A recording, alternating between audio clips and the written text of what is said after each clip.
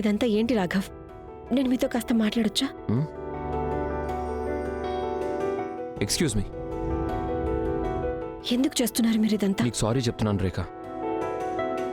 And నువ్వు నన్ను క్షమించి ఇంటికి తిరిగి వచ్చేంత వరకు నేను నీ వెంట పడుతూనే ఉంటాను. నేను ఇంటికి వెళ్ళను, ఆఫీస్కి వెళ్ళను. జస్ట్ నువ్వు ఎక్కడికి వెళ్తే అక్కడికి నీ వెనకాలే వస్తూ ఉంటాను. వీటి వల్ల ప్రయోజనం ఉండదని మీకు తెలుసు కదా. నేను మీకంటే పెద్ద మొండిదాన్ని. అండ్ నేను ఏం చేసినా సరే నా కోసం ఎదురు చూస్తూ రాత్రులు గడిపినా నేను మాత్రం మీతో పాటు రాను.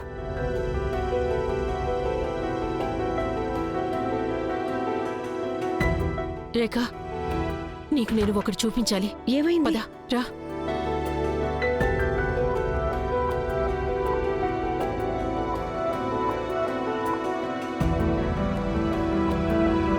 చూడు ఈదురుగాలు ఎలా వస్తున్నాయో.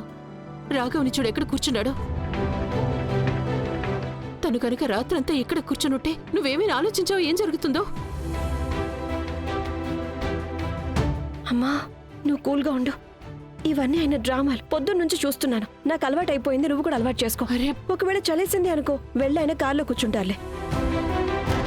ఎలాగూ కాస్ట్లీ కారే కదా, కార్లో చాలా ఫీచర్స్ ఉంటాయి. హీటింగ్ ఉంటుంది, కూలింగ్ ఉంటుంది, సీట్ మీద మసాజ్ కూడా ఉంటుంది ఆయనకి. ఇంట్లో కన్నా కూడా ఆయనకి ఎక్కువగా కార్లోనే హాయిగా ఉంటుంది. అండ్ ఆయన అలసిపోయారనుకో, ఇంటికి వెళ్ళిపోతారులే. నా కోసం రాత్రంతా ఇక్కడేమీ కూర్చోరు. రేఖ, మరీ ఇంత కఠినంగా ఉండద్దమ్మా. అమ్మా, నాకు తెలుసు నేనేం చేస్తున్నాను. ప్లీజ్ నన్ను నువ్వు నమ్మమ్మా. అండ్ ఒకవేళ మా ఇద్దరిలో ఎవరికైనా దయ లేదు అంటే అది రాఘవ్కే. ఎవరైనా కష్టాలు భరిస్తుంటే అది నేనే.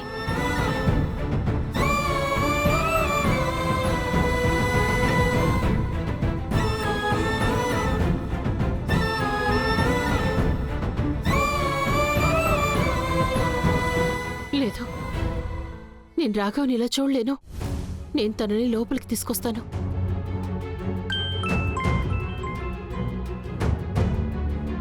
రాఘవ్, హలో. అత్తయ్య, మీరేం దిగులు పడకండి. మీరు ఇక్కడికి రావద్దు, ఎవరిని ఇక్కడికి పంపించొద్దు. అని అత్తయ్య, తప్పు చేసింది నేను. సో రేఖ ఇక్కడికి వచ్చి నన్ను క్షమించానని చెప్పేంత వరకు నేను ఇక్కడి నుంచి ఎక్కడికి వెళ్ళను. తప్పు చేసింది నేనే కాబట్టి శిక్ష కూడా నేనే అనుభవించాను. రాఘవ్, ఇవన్నీ చూస్తూ ఉండటం నా వల్ల కాదు. మీరు ఒకటే అనుకోండి, ఇది నా తప్పుకి పశ్చాత్తాపం అని. నేను ఇలా చేసి తీరాల్సిందే.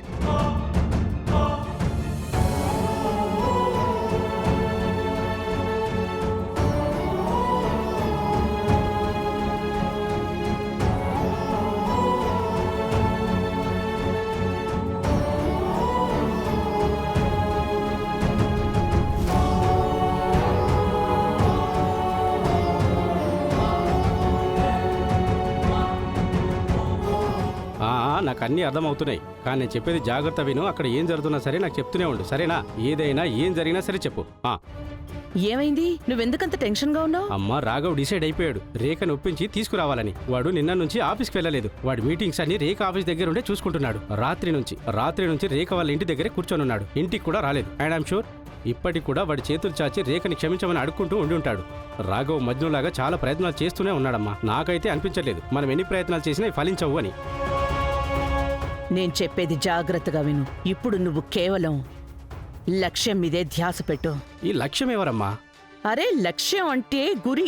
ఓ, నువ్వు కేవలం నీ గురి లక్ష్యం మీదే పెట్టు. నీకు తెలుసు కదా నీ లక్ష్యం ఏంటో. చూడమ్మా, ఈ రోజుని నేను రేఖ జీవితంలోనే సిగ్గుతో చచ్చిపోయే రోజులా చేయాలమ్మా. శభాష్. నేను ముందు నుంచి ఒకటే కంప్లైంట్ వింటూ వస్తున్నాను. రాఘవ నేను జీవితంలో ప్రతి విషయంలో ఓడించాడని, తక్కువగా ఫీల్ అయ్యేలా చేశాడని. నాన్న, నిదానమే ప్రధానమనుకో. నీకు అవకాశం వచ్చేసింది. కొట్టే 6. ఆ ఆటలో రాఘవని ఓడించేసే. ఏ ఆట అయితే మీ అమ్మ మొదలు పెట్టిందో. నా వీరకుమారా, నువ్వు ఈ ఛాలెంజ్కి సిద్ధంగా ఉన్నావా? అమ్మా, నేను ఛాలెంజ్కి సిద్ధంగా ఉన్నాను. విజయీ భవ. ఇప్పుడు చూడు నేనేం చేస్తానో. వెళ్ళి చెప్పేసేయ్ ఆ రిపోర్టర్ రేఖకి, తను శైలజ సూర్యవంశీ కంటే తెలివైన ప్లేయర్ ఏం కాదు అని.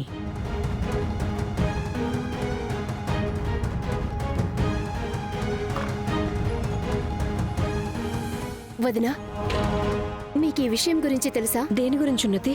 రేఖ, నేను నీకు ముందే చెప్పాను కదా. నేను చెప్పాను కదా రాఘవ్ ఎక్కడికి వెళ్ళడని. తను ఎక్కడికి వెళ్ళలేదు, బయటే ఉన్నాడు.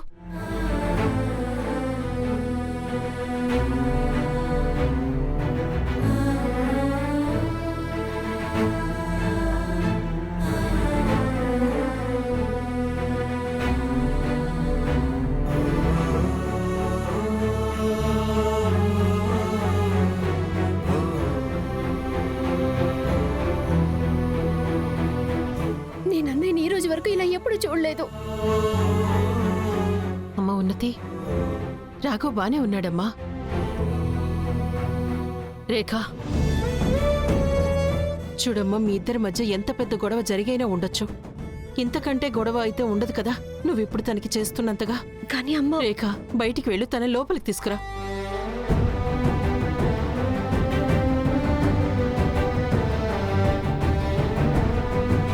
నువ్వే వెళ్ళి తీరాలి రేఖ, ఎందుకంటే తను నన్ను బయటికి రావద్దని చెప్పాడు. నువ్వు తనని తీసుకురా, నేను అందరి కోసం టిఫిన్ రెడీ చేస్తాను. వెళ్తావు కదా? ప్లీజ్ వదినా.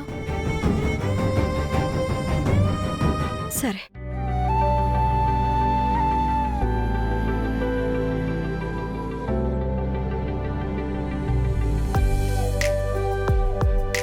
అక్క, నువ్వు ఈ వీడియో చూసావా? ఏం వీడియో? ఇది ఏమైందిరు బాబా? ఈ వీడియో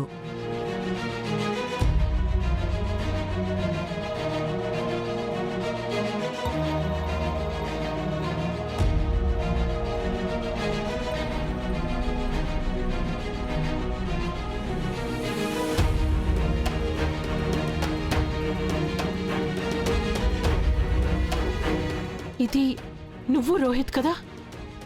అవును మమ్మీ, కానీ ఐఎమ్ సారీ, ఈ వీడియో ఫేకే. ఇలా ఎప్పటికీ జరగదు. అక్క చాలా ఫేమస్ వ్యక్తికి వైఫ్, అందుకే ఎవరో స్టూపిడ్ చీప్ మనుషులు తనని టార్గెట్ చేస్తున్నారు. మీరు ఆగండి, నేను పోలీసులు కంప్లైంట్ చేసి వస్తాను. వద్దు ధ్రువ్, ఆగు. ఈ వీడియో నకిలీ కాదు. ఏంటి? అది నేను రోహితే.